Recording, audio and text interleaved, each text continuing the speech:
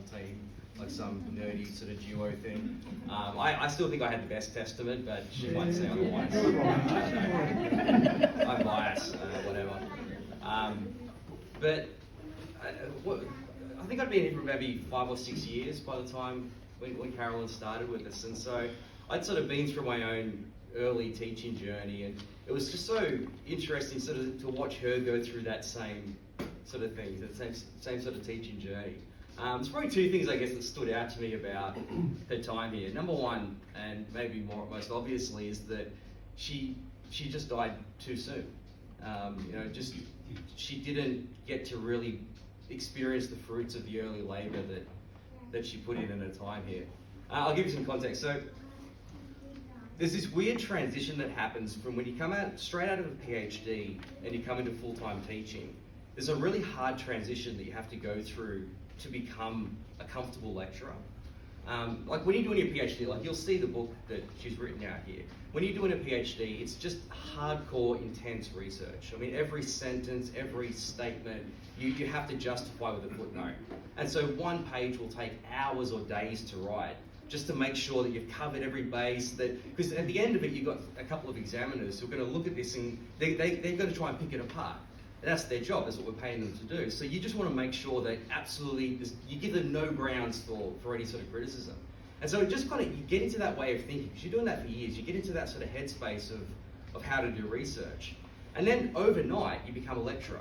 You come into a full-time teaching role, and when you're preparing your lectures, you're still in that default mode. And so there's a couple of things that you sort of do. Number one, you're still in that headspace, and so you put in all of this research into your lectures, and there's sort of like this inferiority complex that drives it. Because what you think, you get this sense that you're going to stand in a classroom of, 20 students or something, and they're going to systematically pick apart your lecture. Like they're going to ask you all these probing questions, and you're going to be overwhelmed by this. So you have to prepare for that. You've got to be ready for everything that's going to come to you in this class. And so you spend hours and hours and hours preparing a lecture, like 30 hours of prep for a 3-hour lecture. But then you start teaching and you realize pretty quickly that, number one, that's unsustainable. You just can't put that sort of effort into your preparation. But more than that, you realize the students actually don't know anything. Yeah.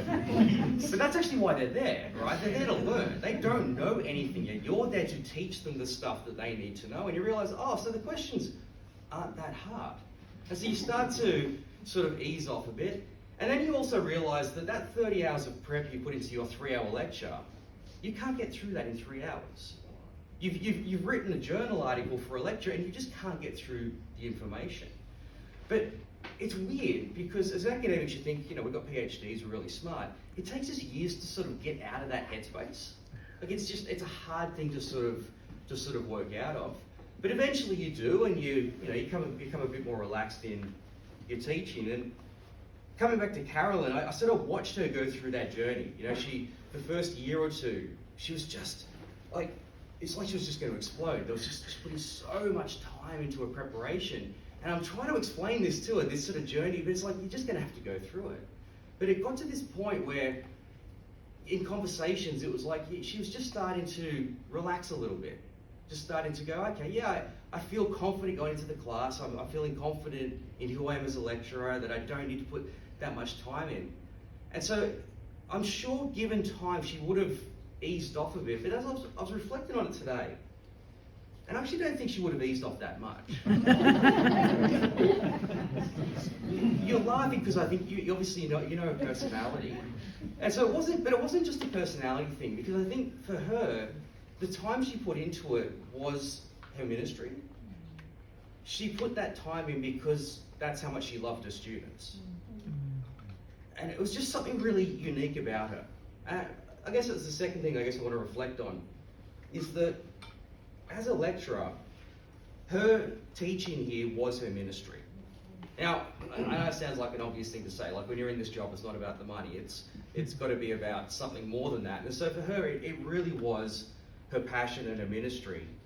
And what she brought to it was just this genuine pastoral heart to the classroom.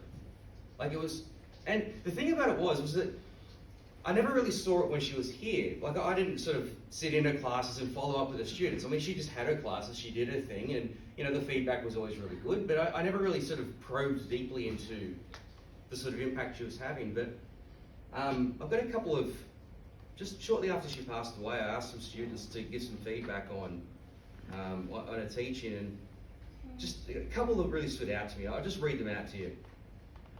One of the students says, one of my favourite memories of Caroline was when she baked brownies and brought coffee for everyone during the break of our last class of the semester. We spent the break sharing our stories and our aspirations for the future.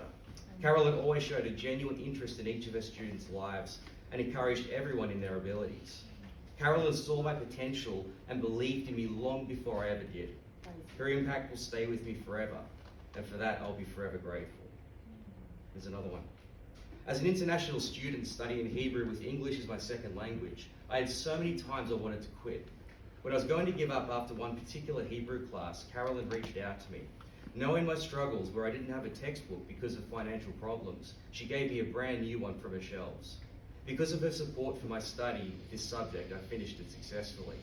And I remember when I saw her textbook for the class, I really wanted to swap it with my own. Every single line had extra notes, and that was the reason why she could answer all of our questions. Her passion for God's word and her love of the students, I could receive and see in her work. Thanks, Caroline, for being my teacher, for talking and praying with me even after I graduated, encouraging me to see my potential and understanding my struggles in life. I've been so sad about the loss of my wonderful teacher. And just one more. I was lucky enough to have Caroline as my professor in every semester during my Bachelor's of Theology. I remember that in one of her Psalms classes, one of the essays was to simply write 2 lamentations and explain the context behind them. During the semester that I had the Psalms class with Caroline, I was already struggling with depression and panic attacks for a long time. So when I was writing this Lamentations essay, I wrote with full heart, because if there is something that I knew what to do, it was to lament. Caroline, after reading my essay, sat down with me after class to have a chat. Caroline started saying that she got emotional while reading my essay, and if I needed any help or support, that I could ask her. She also gave me a great grade because I truly expressed the heart of the Psalms. Jesus was several times moved by compassion and love for people. Caroline, in the same way, taught with compassion, lived with compassion, and healed me with compassion. Now I noticed that I had a chat with Jesus after my Psalms class. I hope that the life I'm living could make Caroline proud. After all, I'm still standing and breathing because of Jesus' life through Caroline. That was Caroline's contribution to this college. This has transformed lives of the students.